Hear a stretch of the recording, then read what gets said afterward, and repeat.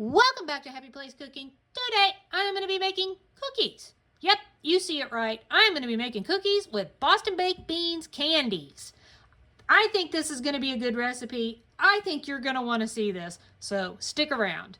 I am actually going to be making this a smaller recipe. You are more than welcome to double everything that I'm doing and get probably closer to 2 dozen cookies. I don't need nor do I want that many.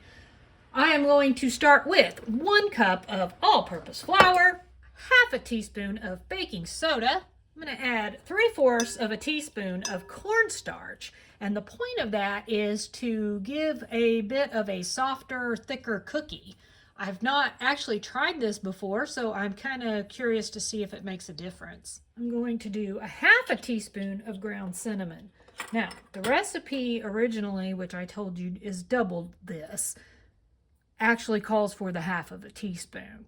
But it says if you really like cinnamon, you might want to do a full teaspoon. So I'm going to go ahead and do the half teaspoon. So if you're doing a double of this, then you can either do the half or the 1 teaspoon.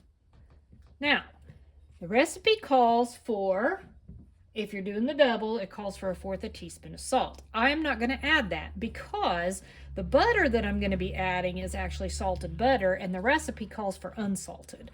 I think the salted butter will be plenty of salt. I don't think it needs any additional salt added to it.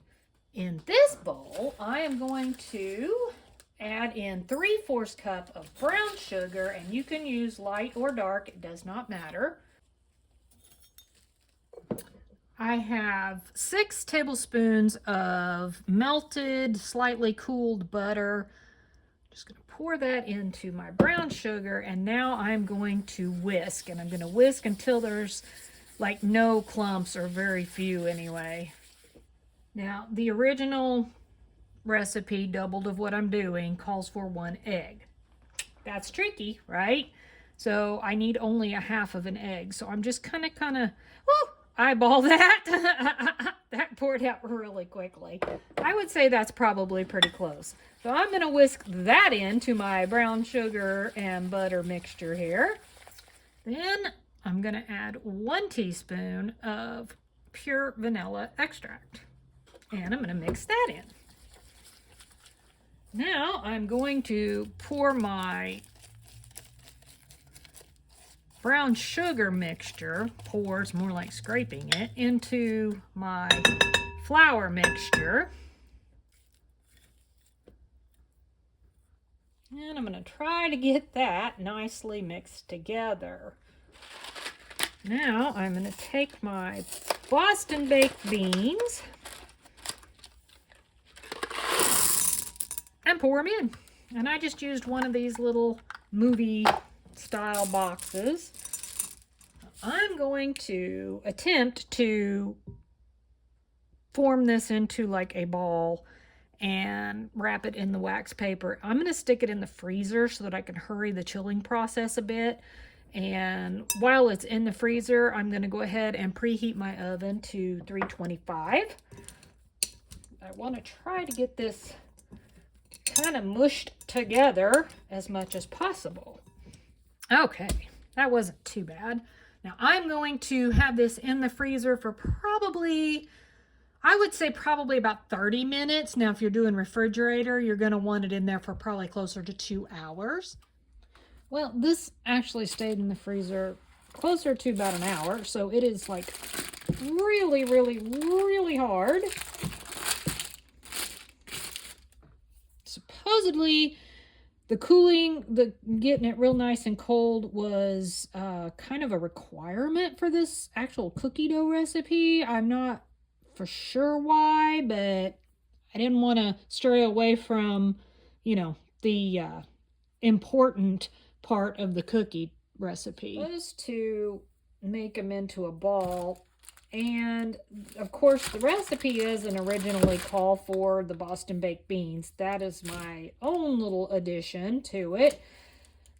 You're supposed to roll them in a ball, roll them in sugar, and then bake them.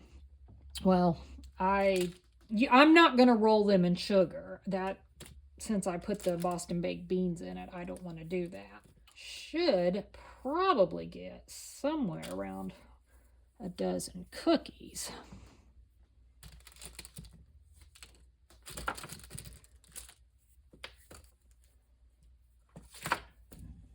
One of my beans are falling out. Well, I actually got 14, so just a tiny bit over the dozen. Not bad. They're pretty, some of them are pretty good size. A couple of them might be a little bit smaller. I'm really hoping they don't spread out too much and join together while they're in the oven. These are supposed to bake 8 to 9 minutes. I'm going to put them in. I'm going to keep a watch on them. And as soon as they're done, I'll bring you back and let you see them.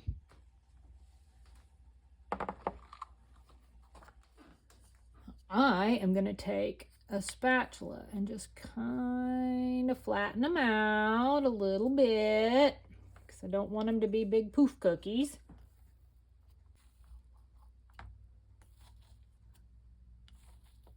Now I'm going to put them back in the oven for probably 2 to 3 minutes. Well, there they are. Obviously, smashing them caused them to get a little close to one another. Now I just gotta let them cool. They smell amazing.